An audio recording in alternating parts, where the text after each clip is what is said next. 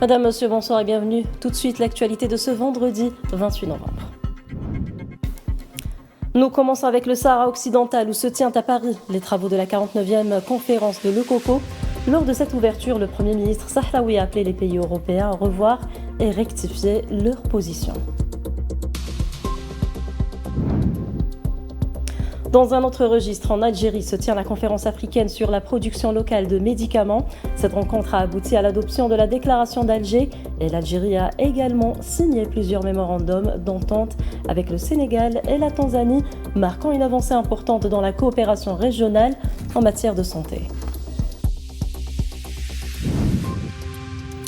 Et en Palestine, la situation reste critique malgré la mise en place d'un cessez-le-feu à Gaza. Selon les derniers bilans, 535 violations de l'accord ont été recensées et le conflit a fait 350 martyrs depuis son entrée en vigueur, rappelant la fragilité du processus de paix et la souffrance continue des civils.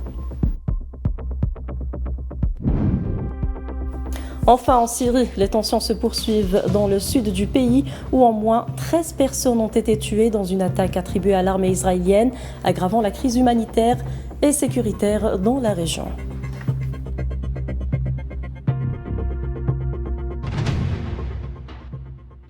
Madame, monsieur, bonsoir. Donc, la 49e conférence de la coordination européenne de solidarité et de solidarité et de soutien au peuple sahraoui au Coco s'ouvre ce vendredi à Paris avec la participation de plusieurs délégations venues de 4 coins du monde. A prévu sur 2 jours, 28 et 29 novembre, sous le slogan Autodétermination et respect du droit et de la décolonisation Sahara occidentale. La conférence de Le Coco est organisée sous un format renouvelé avec l'organisation de plusieurs panels et la mise en évidence des actions à venir. Outre le Comité national algérien de solidarité avec le peuple sahraoui, l'Algérie sera représentée par une délégation composée de membres des 2 chambres du Parlement et des représentants de la communauté nationale établie à l'étranger.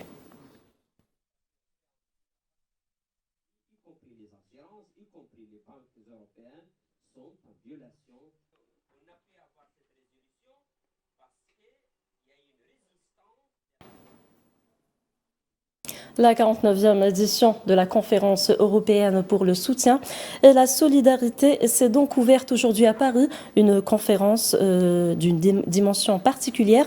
C'est la première édition depuis le vote au Conseil de sécurité de la résolution concernant la cause sahraoui. Plus de détails avec Safwan Ben Sabri. La 49e conférence de la coordination européenne pour le soutien et la solidarité avec le peuple sahraoui, plus connue sous le nom de Coco, se déroulera du 28 au 29 novembre à Paris. Événement majeur pour le mouvement international de soutien au peuple sahraoui, la conférence constitue chaque année un rendez-vous politique majeur réunissant des acteurs engagés du monde entier pour la cause sahraoui. Cette 49e édition se caractérise par une dimension particulière. C'est la première depuis le vote au Conseil de sécurité de l'ONU concernant le Sahara occidental qui a donné lieu à la résolution 2797. Une résolution face à laquelle le Polisario a tenu à affirmer sa ligne. Oubi Bouchalaya Bachir, conseiller spécial du président sahraoui, a déclaré que le référendum d'autodétermination demeurait la seule voie viable et centrale dans le processus de règlement onusien. Par ailleurs, la question sahraoui reste une cause dont l'issue doit se faire dans le cadre onusien. Le Conseil de sécurité a pris soin de dire que le secrétaire général, c'est l'envoyé personnel et c'est la MINURSO qui doivent lidérer ce processus de négociation. Et ça, je crois que c'est un peu barrer la route devant les puissances et les pays qui voulaient un peu faire un hijacking du processus. Le Coco constitue plus que jamais une plateforme pour la défense de la cause sahraoui et une tribune pour les dirigeants sahraouis pour porter la cause sur la scène internationale.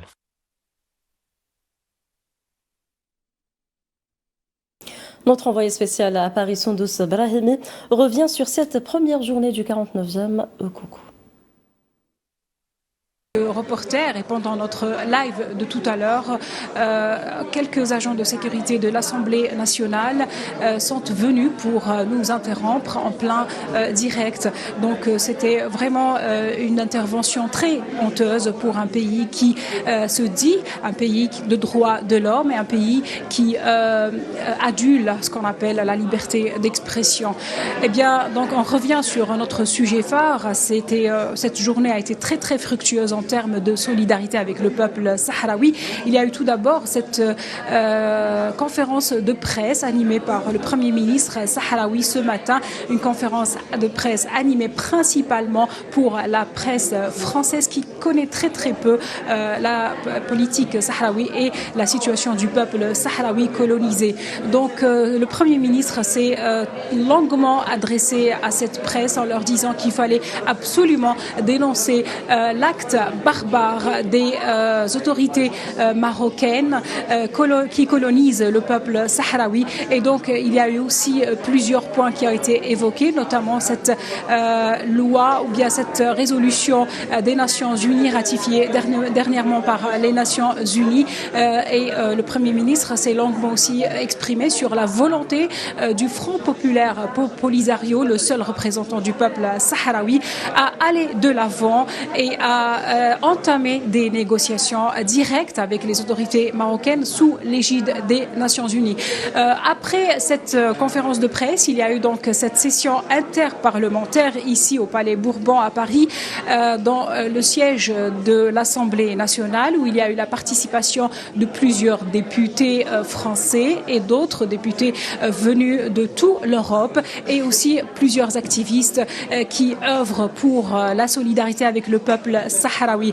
Donc, comme mot d'ordre, c'était réitérer la solidarité avec le peuple sahraoui et rappeler que sa cause est une cause noble, c'est un peuple qui cherche seulement à vivre indépendant et a le droit d'aller à l'autodétermination après un référendum organisé sur ces territoires. Et puis il y a eu aussi la nécessité et le rappel de la dénonciation et l'importance de la dénonciation de cet accord commercial ratifié entre l'Union européenne et le Maroc le mois d'octobre dernier. Donc c'était un accord qui a été qualifié comme un accord de pillage des ressources des Sahraouis. Donc voici un petit peu ce qui s'est passé tout au long de cette journée riche, comme je vous l'avais annoncé, en solidarité avec le peuple sahraoui.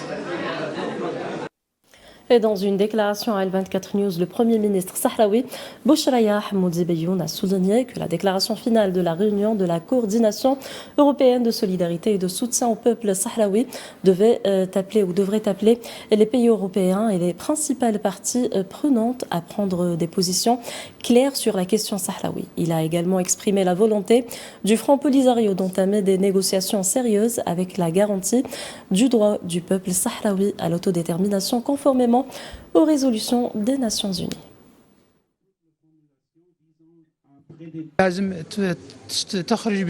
Il est nécessaire de corriger la traduction et l'interprétation erronée présentée par la Commission européenne concernant la dernière résolution. La Commission a tenté de soutenir l'occupation marocaine, ce qui est inexact. La résolution appelle à des négociations entre les deux parties, le Front Polisario et le Maroc, autour de toutes les propositions, notamment celles liées à l'autodétermination. Elle s'inscrit pleinement dans les principes et résolutions des Nations Unies. Les Sahraouis sont prêts à négocier avec le Maroc toutes les options tant que ces négociations concernent le droit du peuple sahraoui à l'autodétermination. Le Premier ministre sahraoui dénonce également que la Commission européenne viole les décisions de la Cour de justice de l'Union européenne en concluant des accords avec le Maroc, incluant illégalement le Sahara occidental. Selon lui, les accords conclus récemment, jugés non conformes au droit, doivent être annulés. La Commission européenne n'a pas respecté l'arrêt de la Cour de justice de l'Union européenne concernant l'illégalité de tout accord économique ou commercial entre l'Union européenne et le Maroc portant sur le territoire ou les ressources du Sahara occidental. En effet, la Commission a récemment conclu un accord et tente maintenant d'en accorder un autre dans le domaine de la pêche, ce qui est illégal et inacceptable. C'est pourquoi nous exigeons l'annulation de tous ces accords. Le représentant du Front Polisario en Europe et à l'Union européenne, Habib Bouchraya Bachir, rappelle que le Front Polisario attend toujours une invitation des Nations Unies pour la mise en œuvre de la résolution 2797, rejetant toute initiative présentée par le Maroc. Le Front Polisario est toujours à l'attente d'une invitation formelle de la part des Nations Unies par le biais de l'envoyé personnel du secrétaire général Staffan de Mistura pour appliquer la résolution 2797 adoptée le 31 octobre sur la base de la lecture réelle, équilibrée et pas celle qui est avancée par le Maroc et les relais médiatiques du Maroc, surtout dans le monde. Et je crois que l'envoyé personnel du secrétaire général avait déjà avancé des orientations globales sur l'objectif de ces négociations qui est relancer le processus des négociations entre les deux parties directes au conflit du Sahara occidental sur la base des propositions des deux parties. Il a nommé la proposition du Maroc, mais aussi la proposition du Front Polisario. Le président de la conférence européenne de soutien au peuple sahraoui, Pierre Galland, le secrétaire général du Moudaf, Nasser Khabat, et le président de la délégation algérienne à Loukoko, Mohamed Hani, réaffirment le droit du peuple sahraoui à l'autodétermination. Je vous laisse écouter leurs interventions au micro de notre envoyé spécial à Paris, Sondous Brahim.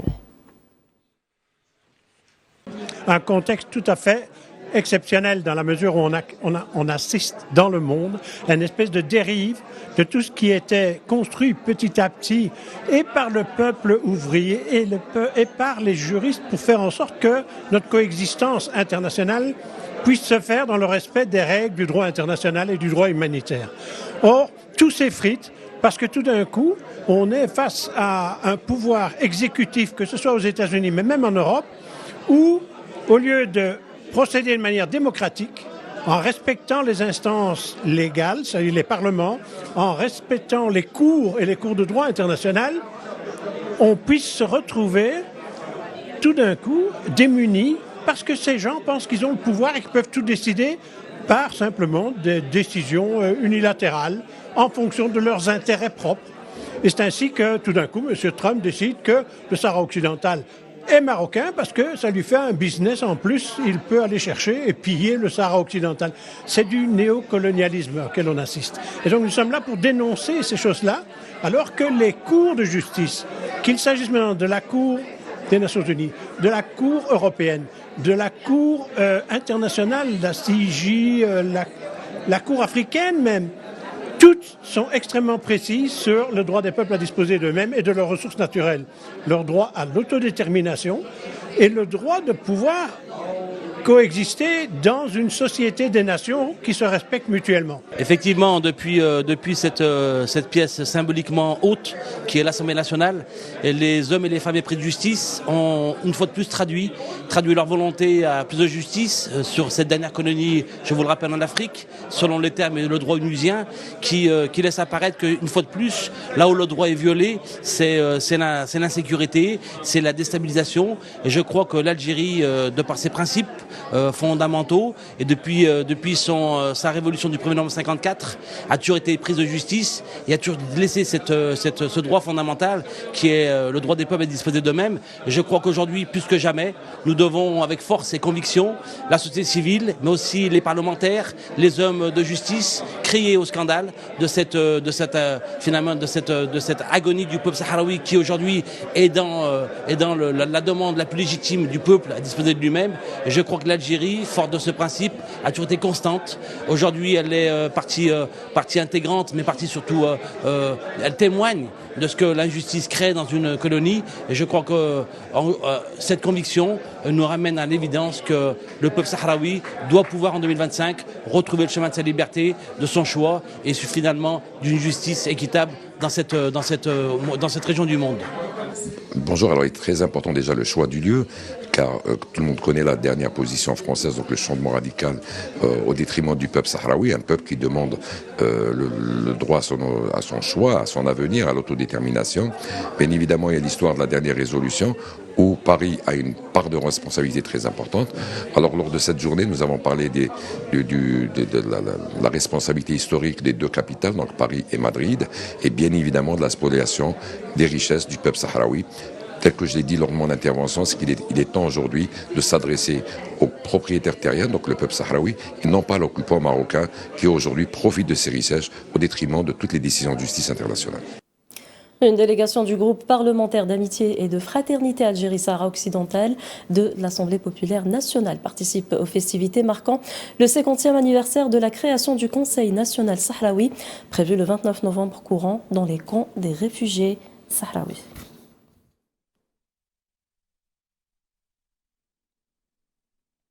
La ville de Bilbao, dans le nord de l'Espagne, a accueilli un séminaire interactif sur la résistance sahraoui contre l'occupation marocaine au cours des 50 dernières années, avec la participation de personnalités et de militaires sahraouis. Lors de la conférence, le représentant du Front Polisario au Pays Basque, Mortar Lebhi, a passé en revue dans son intervention les étapes les plus marquantes de la question sahraoui sur un demi-siècle, en se concentrant sur les transformations politiques et régionales qui ont influencé le cours du conflit.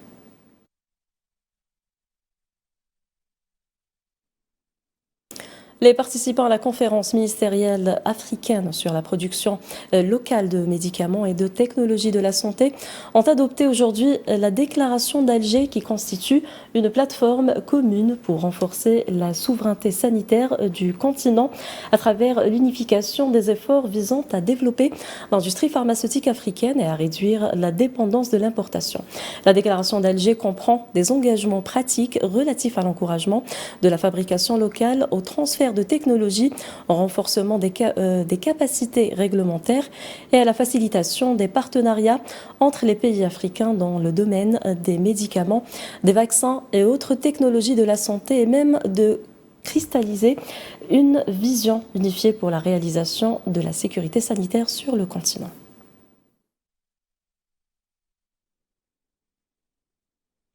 L'Agence nationale des produits pharmaceutiques algérienne et l'Agence sénégalaise de régulation des médicaments ont signé un mémorandum d'amitié ou d'entente à l'issue de la conférence ministérielle africaine sur la production locale de médicaments et les technologies de la santé. Le mémorandum vise à renforcer la coopération bilatérale dans le domaine de la régulation des médicaments, de la protection de la santé publique, reflétant l'engagement des deux pays à développer les mécanismes de contrôle et à garantir la qualité et la sécurité des produits pharmaceutiques.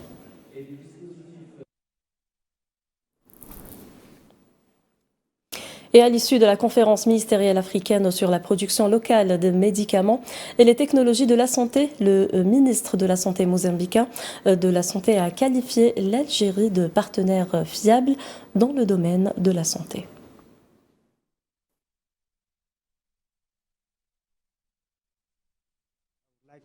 Nous sommes très heureux du soutien que nous recevons du peuple algérien et du gouvernement algérien. Nous avançons plus rapidement grâce à cette contribution. Nous sommes particulièrement heureux aujourd'hui car nous avons réalisé des progrès concrets dans plusieurs domaines. La fourniture de médicaments, la formation et les programmes de gestion visant à renforcer notre système national de santé. L'Algérie est un partenaire fort et fiable dans cette coopération et nous œuvrons ensemble à l'amélioration de la qualité de vie au Mozambique. Le Centre de Gaza pour les droits de l'homme a documenté 535 violations commises par l'occupation sioniste ayant entraîné la mort de 350 Palestiniens depuis l'entrée en vigueur de l'accord de cessez-le-feu le 10 octobre dernier.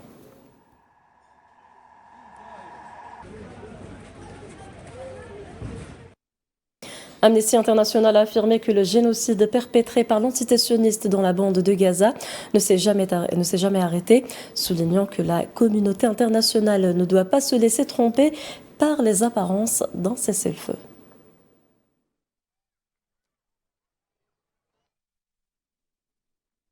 Et toujours à Gaza, des entreprises autrefois prospères peinent à se relever après 2 ans de guerre, reflétant l'effondrement dramatique de l'économie palestinienne. La destruction des usines et la perte de revenus plonge de nombreuses familles dans l'incertitude, soulignant l'ampleur des conséquences humanitaires et financières de l'agression sioniste sur la bande de Gaza.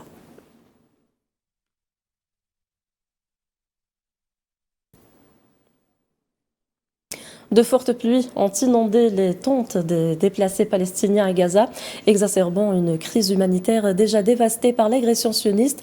Ainsi, les conditions de vie des déplacés gazaouis se sont gravement détériorées ce week-end, notamment après les pluies torrentielles qui ont frappé la bande de Gaza ce vendredi.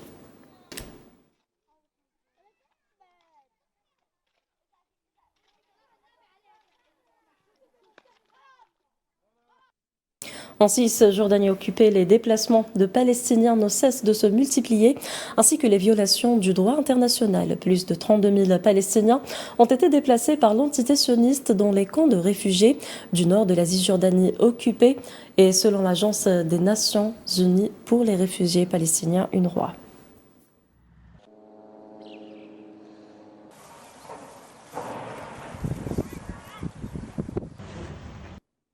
Au moins 13 personnes ont été tuées, des dizaines d'autres blessées lors d'une opération de l'armée sioniste dans le sud de la Syrie. Selon le bilan établi par les médias syriens qui citent des sources médicales, l'opération de l'armée sioniste serait l'une des plus meurtrières dans la région depuis la chute de l'ancien président Bachar al-Assad en décembre dernier.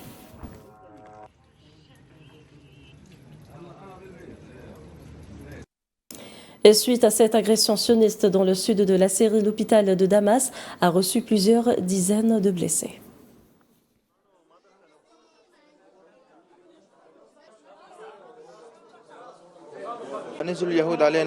Les sionistes sont descendus sur nous à 3 heures du soir. Ils voulaient prendre un des jeunes hommes. Il y a eu donc de la résistance et des morts et blessés. Nous sommes sortis à 6 heures du matin après qu'ils se soient retirés de Beit Jinin. Nous nous sommes rapprochés d'une position où l'un de leurs véhicules avait été touché. Nous nous sommes approchés de là et ils ont tiré sur nous.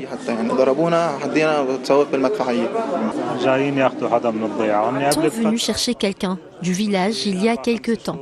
Il y a environ 4 à 5 mois, ils ont pris cet homme de notre village. Donc maintenant, s'ils viennent prendre quelqu'un, ils ne resteront pas immobiles à le regarder. Donc il y a eu de la résistance. Quand ils se sont repliés après notre résistance, ils sont venus avec des avions et des roquettes au village.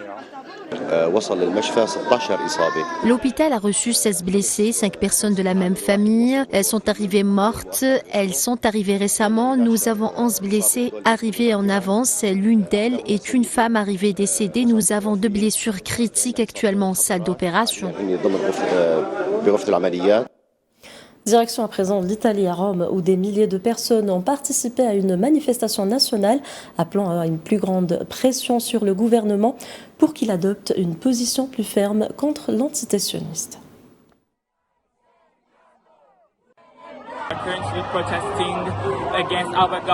Nous protestons actuellement contre notre gouvernement qui a conclu plusieurs accords avec Israël. Nous sommes contre le génocide qui se produit actuellement à Gaza et dans toute la Palestine. Nous protestons contre l'adoption actuelle de nouvelles lois par le gouvernement qui a subi de multiples coupes dans la santé publique et les écoles publiques. De l'autre côté, 35 milliards de dollars américains sont investis dans la guerre. Nous sommes contre cela. Nos écoles s'effondrent et nous ne tolérerons plus de guerre. Il y a eu des coupes dans la santé publique, l'éducation, toutes sortes de services aux gens, afin d'investir davantage dans l'armée, notamment dans la guerre en Ukraine. Et dans ce cas, précisément contre ce que nous protestons, la guerre à Gaza, puisque le gouvernement italien a été l'un des plus grands soutiens d'Israël en Europe et dans le monde. Le Premier ministre hongrois Viktor Orban s'est entretenu vendredi au Kremlin avec le président russe Vladimir Poutine au sujet des approvisionnements énergétiques, rejetant une fois de plus les efforts de ses partenaires de l'Union européenne pour isoler Moscou.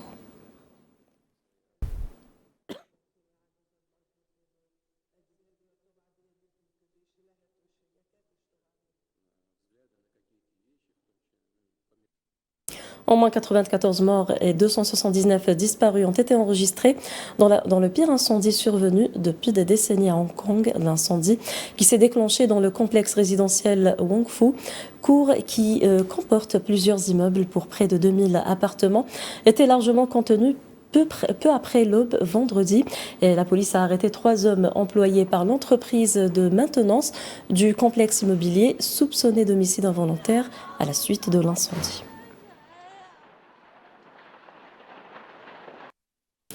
Le bilan des intempéries qui ont frappé une grande partie de l'Asie du Sud et du Sud-Est s'est alourdi vendredi à au moins 321 morts alors que les opérations de secours se poursuivent et que les eaux commencent à se retirer.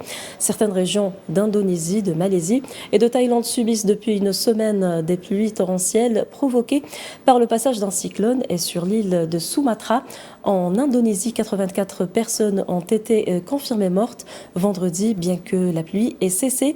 79 personnes sont toujours portées disparues et des milliers de familles ont été déplacées.